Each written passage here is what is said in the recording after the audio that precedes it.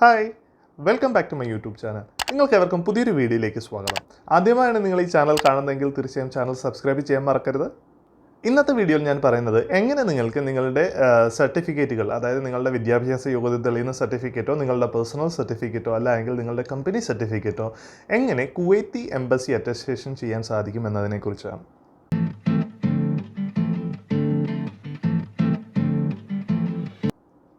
Embassy attestation എന്നാൽ ഇന്ത്യയിൽ നിന്ന് നിങ്ങൾക്ക് ഇഷ്യൂ ചെയ്തിട്ടുള്ള സർട്ടിഫിക്കറ്റുകൾ, അത് നിങ്ങളുടെ വിദ്യാഭ്യാസ യോഗ്യത തെളിയിക്കുന്ന സർട്ടിഫിക്കറ്റോ മറ്റേതെങ്കിലും സർട്ടിഫിക്കറ്റോ ആയിക്കോട്ടെ, ഇത് ഇഷ്യൂ ചെയ്ത സംസ്ഥാനത്തെ ഹോം ഡിപ്പാർട്ട്മെൻറ്റ് സാക്ഷ്യപ്പെടുത്തുകയും അതിനുശേഷം ഇന്ത്യയിലെ മിനിസ്ട്രി ഓഫ് എക്സ്റ്റേണൽ അഫയേഴ്സ് സാക്ഷ്യപ്പെടുത്തുകയും അതിനുശേഷം എംബസി അറ്റസ്റ്റ് ചെയ്യുന്ന പ്രോസസ്സിനെയാണ് എംബസി അറ്റസ്റ്റേഷൻ എന്ന് പറയുന്നത്. നമ്മൾ ഇന്ന് പറയുന്നത് കുവൈത്ത് എംബസി അറ്റസ്റ്റേഷനെ കുറിച്ചാണ്. അപ്പോൾ ഇവിടുത്തെ അവസാനത്തെ സ്റ്റെപ്പ് ചെയ്യുന്നത് കുവൈത്ത് എംബസി ആയിരിക്കും. ആദ്യത്തെ 2 സ്റ്റെപ്പും മിക്കവാറും എല്ലാ അറ്റസ്റ്റേഷൻ പ്രോസസ്സുകൾക്കും സെയിം ആണ്.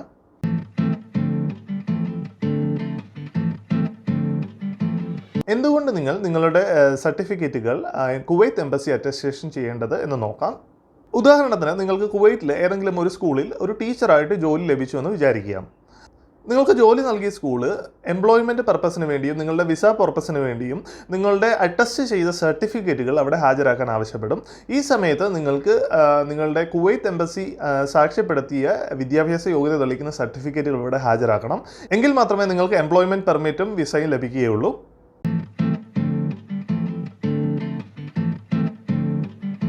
കുവൈത്ത് എംബസി അറ്റസ്റ്റേഷൻ പ്രോസസ്സ് എന്താണെന്ന് നോക്കാം. നിങ്ങളുടെ വിദ്യാഭ്യാസ യോഗ്യത തെളിയിക്കുന്ന സർട്ടിഫിക്കറ്റോ നിങ്ങളുടെ പേഴ്സണൽ സർട്ടിഫിക്കറ്റോ അറ്റസ്റ്റ് ചെയ്യുന്നതിന് വേണ്ടി 2 വഴികളാണുള്ളത്. ഈ 2 വഴികളിൽ ആദ്യത്തെ പ്രോസസ്സ് അല്ലെങ്കിൽ ആദ്യത്തെ വഴി എന്താണെന്ന് നോക്കാം. നിങ്ങളുടെ വിദ്യാഭ്യാസ യോഗ്യത തെളിയിക്കുന്ന സർട്ടിഫിക്കറ്റുകൾ ആദ്യം നോട്ടറി അറ്റസ്റ്റേഷൻ ചെയ്യും. രണ്ടാമത്തെ സ്റ്റെപ്പിൽ നിങ്ങളുടെ നോട്ടറി അറ്റസ്റ്റേഷൻ ചെയ്ത സർട്ടിഫിക്കറ്റ് ഏതെങ്കിലും ഒരു സബ് ഡിവിഷണൽ മജിസ്ട്രേറ്റ് അറ്റസ്റ്റ് ചെയ്യും. മൂന്നാമത്തെ സ്റ്റെപ്പിൽ നോട്ടറി അറ്റസ്റ്റേഷനും സബ് ഡിവിഷണൽ മജിസ്ട്രേറ്റിൻ്റെ അറ്റസ്റ്റേഷനും ശേഷം നിങ്ങളുടെ സർട്ടിഫിക്കറ്റുകൾ ഇന്ത്യയിലെ മിനിസ്ട്രി ഓഫ് എക്സ്റ്റേണൽ അഫയേഴ്സിൻ്റെ അറ്റസ്റ്റേഷനായിട്ട് സമർപ്പിക്കുക.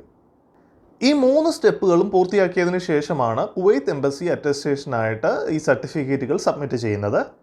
ഈ പറഞ്ഞ സ്റ്റെപ്പുകളിലൂടെ നിങ്ങളുടെ സർട്ടിഫിക്കറ്റ് സബ്മിറ്റ് ചെയ്യുകയാണെങ്കിൽ ഏകദേശം 5 തൊട്ട് 8 ദിവസത്തിനുള്ളിൽ നിങ്ങൾക്ക് നിങ്ങളുടെ സർട്ടിഫിക്കറ്റ് അറ്റസ്റ്റ് ചെയ്ത് നിങ്ങളുടെ കയ്യിലെത്തുന്നതാണ്.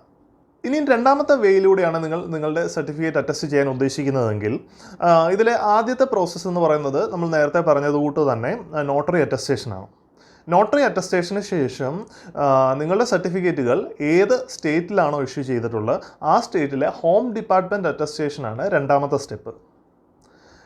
നോട്ടറി അറ്റസ്റ്റേഷനും ഹോം ഡിപ്പാർട്ട്മെൻറ്റ് അറ്റസ്റ്റേഷനും കഴിഞ്ഞതിന് ശേഷം മൂന്നാമത്തെ സ്റ്റെപ്പിൽ ഇന്ത്യയിലെ മിനിസ്ട്രി ഓഫ് എക്സ്റ്റേണൽ അഫയേഴ്സിന് നിങ്ങളുടെ ഈ സർട്ടിഫിക്കറ്റുകൾ അറ്റസ്റ്റേഷനായിട്ട് കൊടുക്കും.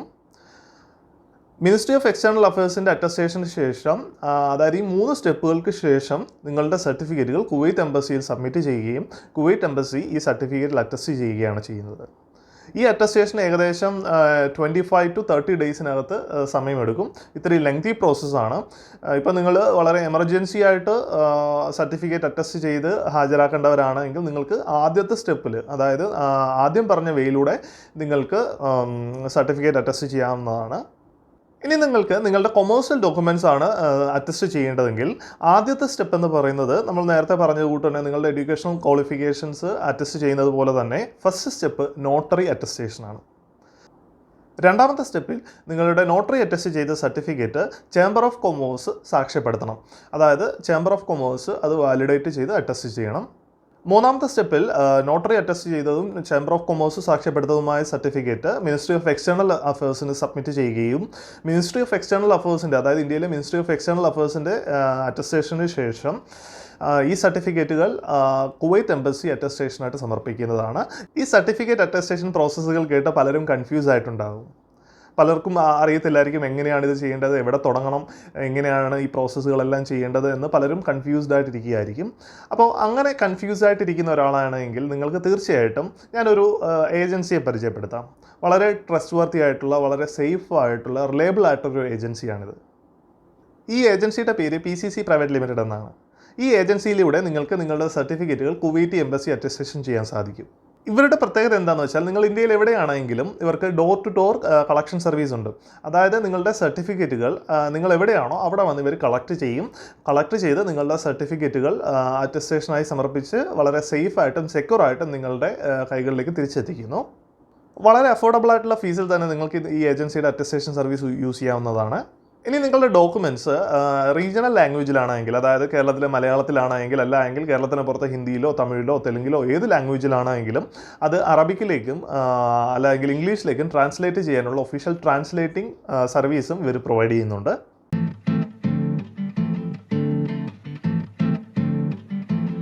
എന്തൊക്കെ ഡോക്യുമെന്റ്സ് ആണ് നിങ്ങൾക്ക് അറ്റസ്റ്റേഷനായിട്ട് നൽകാൻ സാധിക്കുന്നതെന്ന് നോക്കാം. കുവൈത്തിലേക്ക് നിങ്ങൾ ഒരു എഡ്യൂക്കേഷണൽ പർപ്പസ് അല്ലെങ്കിൽ എംപ്ലോയ്മെന്റ് പർപ്പസിന് വേണ്ടി പോവുകയാണെങ്കിൽ നിങ്ങൾക്ക് നിങ്ങളുടെ ഡിഗ്രി സർട്ടിഫിക്കറ്റ് അല്ലെങ്കിൽ ഡിപ്ലോമ സർട്ടിഫിക്കറ്റുകളും അറ്റസ്റ്റ് ചെയ്യണം.